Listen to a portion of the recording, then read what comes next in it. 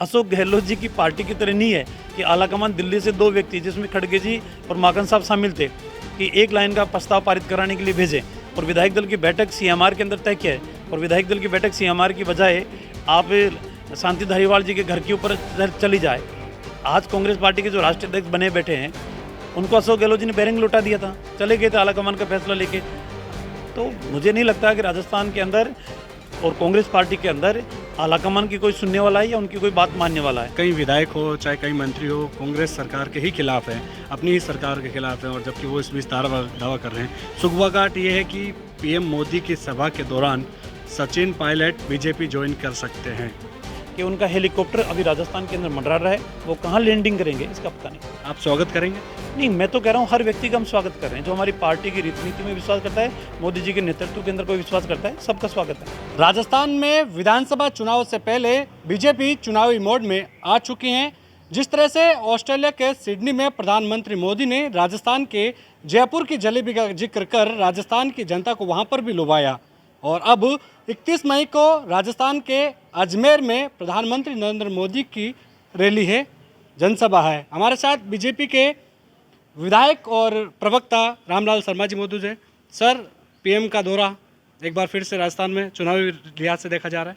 देखिए, देश के प्रधानमंत्री नरेंद्र मोदी जी के 9 साल का कार्यकाल 30 मई को पूरा हो रहा है और 31 मई को देश के प्रधानमंत्री नरेंद्र मोदी जी अजमेर के अंदर आ रहे हैं। देश के अंदर पहली बार गरीब व्यक्तियों को समर्पित सरकार, सिर्फ गरीबों के कल्याण के लिए बनी हुई सरकार।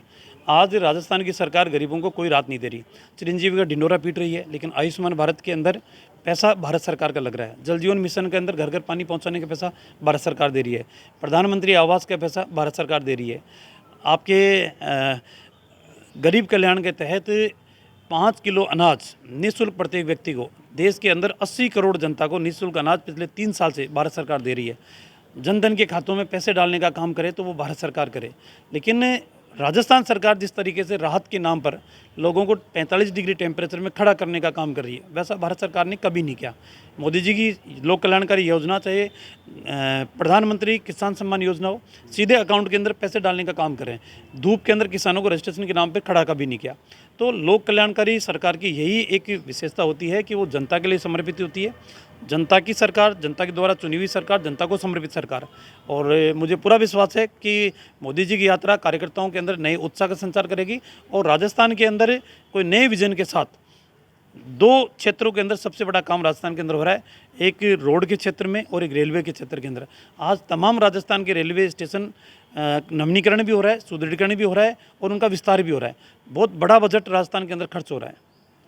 मुख्यमंत्री अशोक गहलोत कहते हैं कि जो उनकी योजना, जन कल्याणकारी योजना है, चाहे चिरंजीवी हो चाहे दूसरी योजना हो, राहत कैंप के जरिए आने वाले समय में विधानसभा चुनाव में वो सरकार रिपीट करेंगे, जो मिथक है उसको भी तोड़ेंगे। देखिए, इतिहास इस बात का साक्षी है कि 1998 के अंदर 156 सीटें लेकर अशोक गहलोत जी की सरकार आई थी राजस्थान के अंदर, लेकिन जब गई 2003 के अंदर तो 56 पे रह गई। 2008 के अंदर सरकार आई कांग्रेस की, 2013 में गई तो 21 रह गई। अब आप देख लो, इतिहास इस बात का साक्षी है, पहले 56 पे अटके, फिर 21 पे अटके, तो अब 11 पे अटकेंगे। ये कितना ही जनता को भ्रमित करने का काम करे, लुभाने का काम करे। आज कह रहे हो कि हम 100 यूनिट फ्री कर रहे हैं, फ्यूल चार्ज के रूप में आप पहले 45 पैसे वसूल कर रहे थे, अब 52 पैसे अगले महीने वसूल करोगे। तो जनता को घोषणा एक तरफ दिखा रहे हो, दूसरी तरफ समेटने का काम कर रहे हो। तो जनता इतनी बेवकूफ़ थोड़ी है। गुटबाजी चरम पर है, चाहे बीजेपी की बात हो चाहे कांग्रेस की। कांग्रेस में सचिन पायलट और अशोक गहलोत के बीच ऐसा द्वंद्व है कि निशाना अशोक गहलोत पर साध रहा है, लेकिन वसुंधरा राज्य को टारगेट करके फिर अशोक गहलोत के निशाने पर लिया जा रहा है। देखिए, राजनीतिक क्षेत्र के अंदर हर व्यक्ति की महत्वाकांक्षा होती है राजनीति में काम करते हुए, लेकिन महत्वाकांक्षा अति भारतीय जनता पार्टी के किसी कार्यकर्ता की नहीं है। भारतीय जनता पार्टी के कार्यकर्ता जिस दिन संसदीय बोर्ड तय करेगा उसकी अक्षरतः पालना करने का काम करेगा और सब एक दिशा के अंदर काम करेंगे। अशोक गहलोत जी की पार्टी की तरह नहीं है कि आलाकमान दिल्ली से 2 व्यक्ति जिसमें खड़गे जी और माकन साहब शामिल थे कि एक लाइन का प्रस्ताव पारित कराने के लिए भेजें और विधायक दल की बैठक सीएमआर के अंदर तय किया है और विधायक दल की बैठक सीएमआर की बजाय आप शांति धारीवाल जी के घर के ऊपर चली जाए। आज कांग्रेस पार्टी के जो राष्ट्रीय अध्यक्ष बने बैठे हैं उनको अशोक गहलोत जी ने बैरिंग लौटा दिया था, चले गए थे आलाकमान का फैसला लेके। तो मुझे नहीं लगता कि राजस्थान के अंदर और कांग्रेस पार्टी के अंदर आलाकमान की कोई सुनने वाला है या उनकी कोई बात मानने वाला है। यहाँ तो फैसले इन्हीं के अंतर्द्वंद की कलह की वजह से 5 साल राजस्थान की जनता झेल रही है। आगामी दिनों के अंदर भी इनकी गुटबाजी का नुकसान इनकी पार्टी को तो होगा ही होगा, लेकिन राजस्थान की जनता तो 4.5 साल से भुगत रही है। कर्नाटक में जिस तरह से कांग्रेस ने बाजी मारी है, कांग्रेस के कार्यकर्ताओं में काफ़ी उत्साह है और उस सियाह से प्रधानमंत्री का नरेंद्र मोदी का दौरा देखा जा रहा है कि कार्यकर्ताओं में एक उत्साह भरेगा, जोश भरेगा। देखिए, कुछ जगहों को हम छोड़ दें तो वहाँ एंटी इनकम्बेंसी इतनी हावी नहीं हुई। पंजाब के अंदर कांग्रेस की सरकार थी, दोबारा लौट के नहीं आई। हिमाचल में बीजेपी की सरकार थी, दोबारा लौट के नहीं आई। कर्नाटक में बीजेपी सरकार थी, दोबारा लौट के नहीं आई। राजस्थान के अंदर कांग्रेस की सरकार है, दोबारा लौट के नहीं आएगी किसी कीमत के ऊपर भी। भारतीय जनता पार्टी की सरकारें फिर भी रिपीट हुई है। उत्तराखंड के अंदर भारतीय जनता पार्टी दोबारा आई है, गोवा के अंदर भारतीय जनता पार्टी दोबारा आई है। आने वाले समय में मध्य प्रदेश के अंदर भारतीय जनता पार्टी दोबारा लौट कर आएगी, लेकिन कांग्रेस की सरकारें जहाँ जहाँ है वह दोबारा लौट के कभी नहीं आएगी। तो आप ये भूल जाइए कि राजस्थान के अंदर मिथक तो तोड़ने की काम बात अशोक गहलोत जी कर रहे हैं, ये मिथक तो टूटा हुआ है। जो राजेंद्र गुढ़ा इनके मंत्री कह रहे हैं, फॉर्च्यूनर जितनी सवारी आएगी उतनी ही सवारी राजस्थान के अंदर आने वाली है।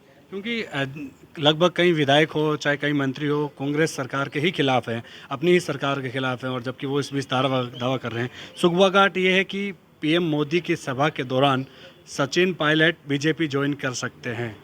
देखिए, मुझे इसकी जानकारी नहीं है, लेकिन हाँ एक चीज़ स्पष्ट है, पार्टी के अंदर जो भारतीय जनता पार्टी की रीति नीति के अंदर विश्वास करते हैं, विचारधारा के अंदर विश्वास करते हैं, सिद्धांतों के अंदर विश्वास करते हैं, पंडित दीनदयाल उपाध्याय जी के विचार को मानने के लिए तैयार हैं और देश के प्रधानमंत्री नरेंद्र मोदी जी की लोक कल्याणकारी योजनाओं को स्वीकार करते हैं और मोदी जी के नेतृत्व को स्वीकार करते हैं। वो कोई भी व्यक्ति हो, किसी पार्टी के अंदर हो, अगर आने के लिए तैयार है हम उनके साथ स्वागत करेंगे।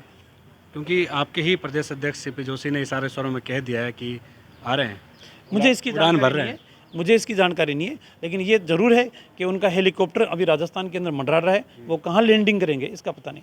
बीजेपी की ज़्यादा चांसेस है? नहीं, मुझे पता नहीं, मुझे इसकी जानकारी नहीं है। अगर मुझे जानकारी होगी उस दिन मैं प्रामाणिकता के साथ स्पष्ट रूप से बोलूँगा। आप स्वागत करेंगे? नहीं, मैं तो कह रहा हूँ हर व्यक्ति का हम स्वागत कर रहे हैं। जो हमारी पार्टी की रीति नीति में विश्वास करता है, मोदी जी के नेतृत्व के अंदर कोई विश्वास करता है, सबका स्वागत है। लेकिन पहले से बीजेपी में गुटबाजी चल रही है, उसका क्या होगा फिर? कोई गुटबाजी नहीं है। देखिए, पार्टी के अंदर कोई गुटबाजी नहीं है। ये अथाह समुद्र है। इस अथाह समुद्र के अंदर जो विचार के ऊपर और अपनी कमिटमेंट के ऊपर जो मजबूती के साथ खड़ा रहेगा, वही कार्यकर्ता आगे बढ़ेगा। और गुटबाजी की कोई बात नहीं है, ये एक मिथक है मीडिया के द्वारा उपजाया है, कांग्रेस के नेताओं के द्वारा कि 8-8, 10-10 मुख्यमंत्री बने हुए घूम रहे हैं। कोई इस प्रकार की बात नहीं है।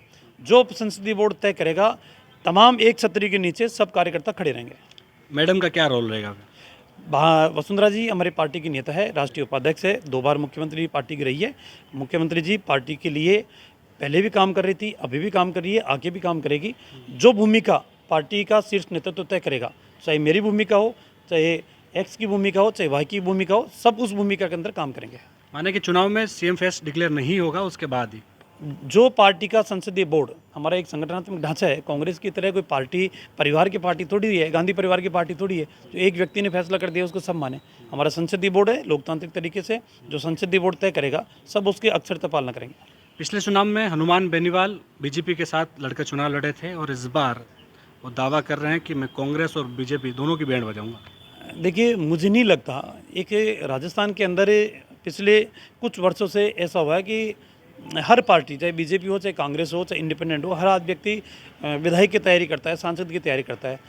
पार्टी का निश्चित है एक ही व्यक्ति को टिकट देती है, चाहे बीजेपी हो चाहे कांग्रेस, 2 व्यक्तियों को टिकट नहीं दे सकती। जो बीजेपी और कांग्रेस के अंदर टिकट जिनको नहीं मिलता है, वो उनका दामन थामने का काम करते हैं। वो दामन थाम के कुछ वोटों के अंदर उसकी समर्थन से अगर प्रोग्रेस करें, उसको पार्टी का जनाधार नहीं माना जा सकता। पार्टी का जनाधार तो कैडर बेस के ऊपर होता है, हवा का जनाधार अस्थायी होता है, वो स्थायी नहीं होता है। कांग्रेस के कई नेताओं पर बीजेपी की नज़रें हैं और बीजेपी उनको अपने पाले में लाना चाहती है ताकि आने वाले चुनाव में मजबूती से जनता के बीच जा सके। देखिए, ये राजनीति है, राजनीति के अंदर हर पार्टी जीत के लिए चुनाव मैदान के अंदर जाती है और जीत के लिए जो साधक होता है, जो समर्थन होता है, जो लगता है कि इसके आने से फायदा होता है, सब लोग प्रयास करते हैं।